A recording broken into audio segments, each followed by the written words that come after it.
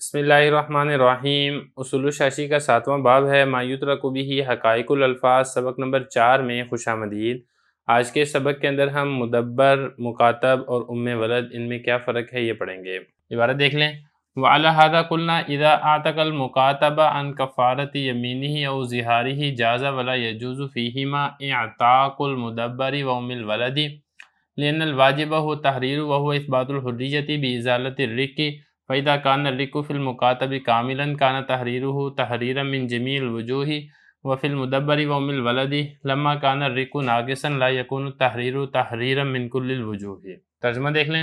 اسی بنا پر ہم نے کہا کہ جب آزاد کیا مکاتب کو کفارہ یمین یا کفارہ زہار سے تو جائز ہے، اور جائز نہیں ہے ان دونوں میں مدبر کو آزاد کرنا اور ام ولد کو آزاد کرنا، اس لیے کہ واجب وہ آزاد کرنا ہے، اور تحریر یہ حریت کو ثابت کرنا ہوتا ہے رقیت کے ازالے کے ساتھ، اور جب رقیت یعنی غلامی مکاتب میں کامل درجے کی ہے تو اس کا آزاد کرنا بھی آزاد کرنا ہوگا من جمیع الوجوہ، اور مدبر اور ام ولد میں جب غلامی ناقص درجے کی ہے تو آزاد کرنا من کل الوجوہ نہیں ہوگا۔ عبارت ہو چکی ہے، ترجمہ ہو چکا ہے، اب چلتے ہیں اس کی تشریح کی طرف۔ دیکھیں گزشتہ سبق کے اندر ہم نے یہ والی بات پڑھی تھی کہ جب اس نے یہ کہا تھا کل مملوک لی فہو حر، تو وہاں پر ہم نے یہ والی بات پڑھی تھی کہ دیکھیں جو مکاتب ہے وہ تو آزاد نہیں ہوگا، لیکن جو مدبر ہے اور ام ولد ہے وہ دونوں آزاد ہو جائیں گے۔ اور وجہ ہم نے یہاں پر یہ پڑھی تھی کہ آقا کی ملکیت مدبر اور ام ولد کے اندر وہ کامل درجے کی ہے،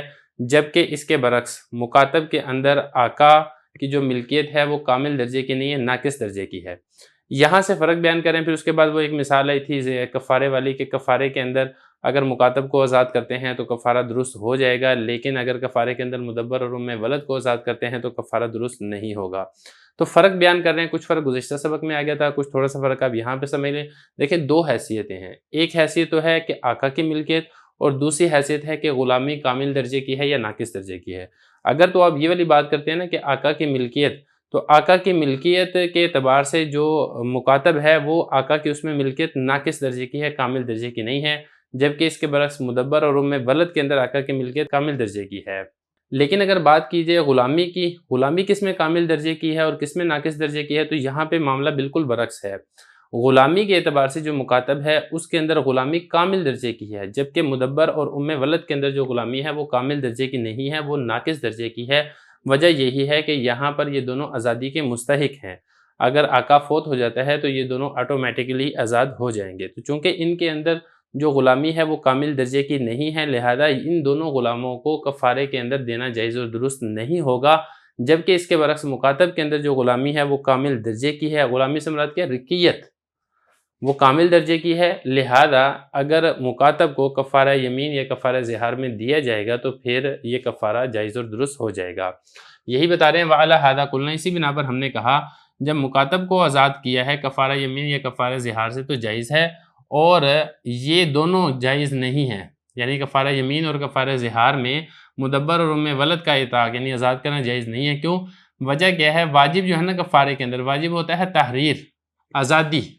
اور تحریر کس کو کہتے ہیں؟ تحریر کہتے ہیں حریت کو ثابت کرنا رقیت کے زائل کرنے کے ساتھ۔ تو جب رقیت کامل درجے کی ہوگی تو اس کے مقابلے میں حریت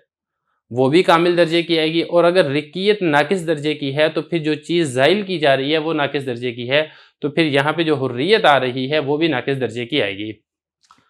یہ کہہ رہے ہیں کہ جو تحریر وہ مطلب ہے اس کا اثبات حریت رقیت کو زائل کرنے کے ساتھ، تو جب رقیت مکاتب میں کامل درجے کی ہے تو اس کی آزادی بھی وہ آزادی ہوگی من جمیع الوجوہ، تمام اعتبار سے،